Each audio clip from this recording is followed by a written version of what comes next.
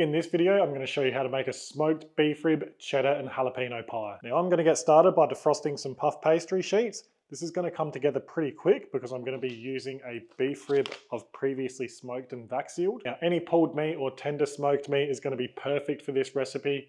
You could use some brisket, you could use pulled lamb, pulled pork. This is a great way to use up any leftovers. And you don't want to let your pastry get too warm or it's going to become hard to work with, especially if you're using puff pastry. And I like using puff pastry top and bottom, but if you wanted to use short crust on the bottom, absolutely go for it. But personally, I prefer puff pastry. And then the next thing I'm going to do is just make a nice thick gravy. If you want to make your own gravy from scratch, go for it, but I'm just going to be using some of the good stuff, the Maggi Rich gravy mix. All right, so our gravy is done. That is nice and thick. That's the consistency I'm after, so we're going to put that down, and now we're going to take our beef rib out. We're just going to take that off the bone, and then we're just going to dice this up into around 1/2-inch cubes. And then we're going to get all of that into a bowl, and then we're going to thinly slice 1 green jalapeno. And that's also going to go into the bowl. And then you want to use 200 grams of your favorite cheddar cheese. I'm just going to dice this up as well. And now we've got our beef rib, jalapeno and cheese in that bowl. We just want to add our gravy, giving that a constant mix until we've got the right consistency. So a good tip, always make more gravy than what you need.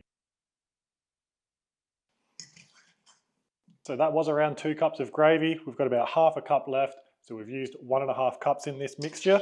And I'm really happy with that consistency. And I like to do it this way where you're adding the hot gravy into the cold ingredients because we want to let this whole mixture cool down before we add it into the puff pastry. And now this is all mixed together, you can have a taste, add any seasonings that you like, and then we're going to turn our pie maker onto preheat and cut out our puff pastry.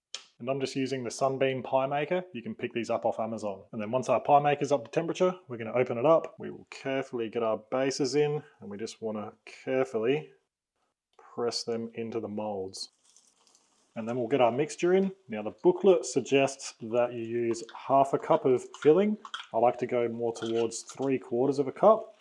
I find it fills the pies up a little bit better. And that mixture we made should be just about perfect for 3 pies. And then we are going to get the tops on.